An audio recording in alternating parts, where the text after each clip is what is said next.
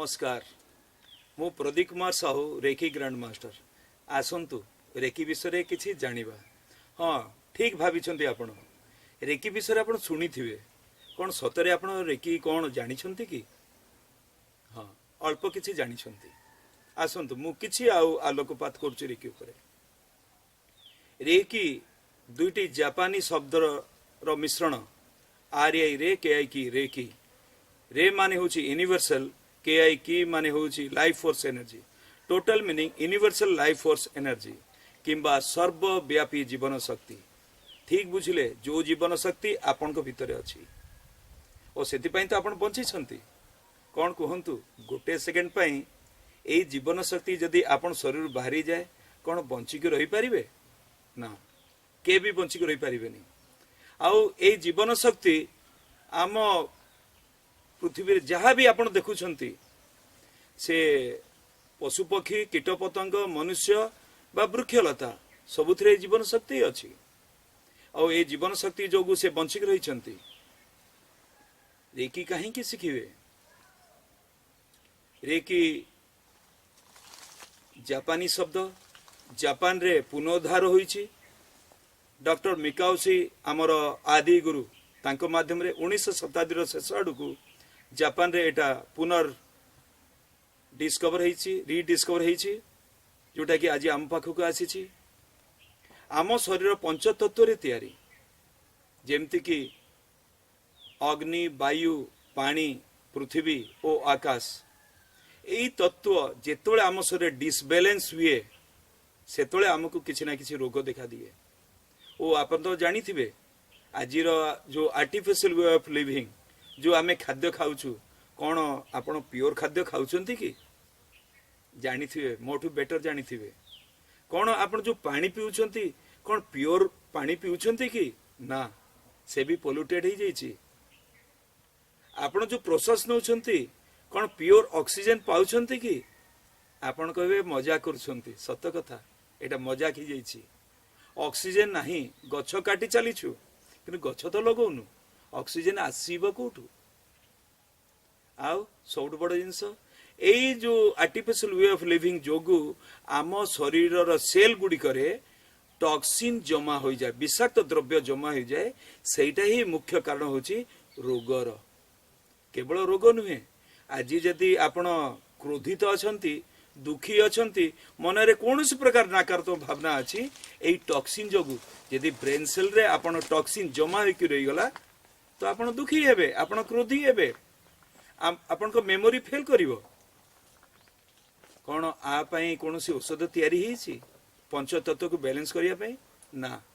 आपण कहबे मेडिसिन भी टॉक्सिन प्रोडक्ट हे सालानी, तो कोन करिवे पुनी बंचिबे केमिति?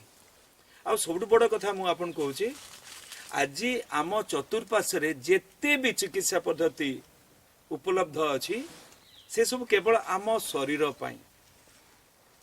ए जो फिजिकल बॉडी आपण देखुछंती केवल ए फिजिकल बॉडी पाई सब मेडिसिन बाहरी छी। आपण हिलिंग जहाँ भी करूछंती, चिकित्सा जहाँ भी करूछंती, ऑपरेशन करेबे ए फिजिकल बॉडी को ऑपरेशन होबो। विटामिन्स मिनरल खाइबे ए फिजिकल बॉडी खाइबो, औषध खाइबे ए फिजिकल बॉडी, सब किछि फिजिकल बॉडी पाई।